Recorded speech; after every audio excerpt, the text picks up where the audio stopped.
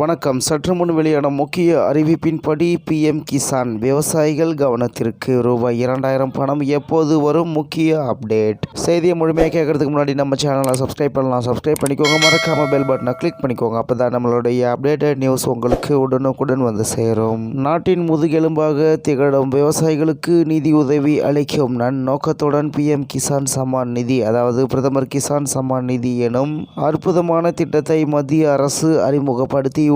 நாடு முழுவதும் உள்ள விவசாயிகள் எதிர்கொள்ளும் இன்னல்களை கண்டறிந்து அவர்களின் வருமானத்தை உயர்த்துவதில் இத்திட்டம் மிகவும் பயனுள்ளதாக அமைந்துள்ளது. இந்த லட்சிய திட்டத்தின் கீழ் தகுதியுள்ள விவசாயிகளுக்கு மத்திய அரசு ஆண்டுதோறும் ரூபாய் 6000 நிதி உதவி வழங்குகிறது. இந்த தொகை ஒரே தவணையாக வழங்கப்படாமல் ஏப்ரல் முதல் ஜூலை மற்றும் ஆகஸ்ட் முதல் நவம்பர் மற்றும் டிசம்பர் முதல் மார்ச் ஆகிய மாதங்களில் தலா ரூபாய் 2000 வீதம் 3 தவணைகளாக பயனாளிகளின் வங்கி கணக்குகளில் நேரடியாக செலுத்தப்படுகிறது. இடைத்தரகர்களின் தலையீடு ஏதுமின்றி நேரடி பயன் பரிமாற்றம், அதாவது டிபிடி அமைப்பின் வாயிலாக மிகுந்த வெளிப்படைத்தன்மையுடன் இத்தொகை பயனாளிகளை சென்றடைகிறது.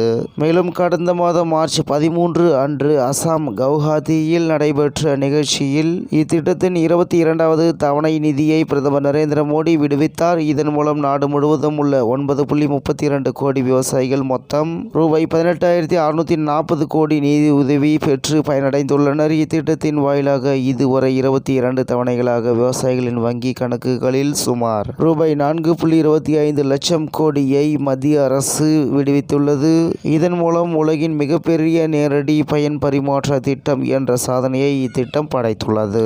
இதுவரை தொடர்ந்து நிதியுதவி பெற்று வரும் விவசாயிகள் தற்போது 23வது தவணை நிதிக்காக அவளுடன் காத்திருக்கின்றனர். சமீபத்திய தகவல்களின்படி வரவிருக்கும் 23வது தவணை நிதி உதவி ஜூலை 2026இல் விடுவிக்கப்பட வலுவான வாய்ப்புகள் உள்ளதாக தெரிகிறது. இருப்பினும் இது குறித்த அதிகாரப்பூர்வமான தேதியை அரசு இதுவரை அறிவிக்கவில்லை. விவசாயிகள் தங்கள் தகுதி நிலையை சரிபார்த்து கொண்டு அதற்கேற்ப தயாராக இருக்க வேண்டும். பிஎம் கிசான் திட்டத்தின் பயன்களை பெறுவதற்கு சில முக்கிய தகுதி நிபந்தனைகளை பூர்த்தி செய்வது அவசியமாகும். சொந்தமாக விவசாய நிலம் வைத்திருக்கும் சிறு மற்றும் குறு விவசாயிகள் மட்டுமே இத்திட்டத்தின் கீழ் நிதியுதவி பெற தகுதியுடையவர்களாக கருதப்படுகின்றனர். அவர்கள் இந்திய குடிமக்களாக இருத்தல் வேண்டும். மேலும் மாதம் ஒன்றுக்கு குறைந்தது ரூபாய் 10,000 ஓய்வூதியம் பெறும் ஓய்வு பெற்ற அரசு ஊழியர்கள், வருமான வரி செலுத்துவோர் மற்றும் நிறுவனங்களின் பெயரில் நிலம் வைத்திருப்போர் ஆகியோர் இத்திட்டத்தின் பயன்களை பெற நிரந்தரமாக தகுதியற்றவர்கள் ஆவர். எதிர்கால நிதி உதவிகள் எவ்வித தடையுமின்றி தொடர்ந்து கிடைப்பதற்கு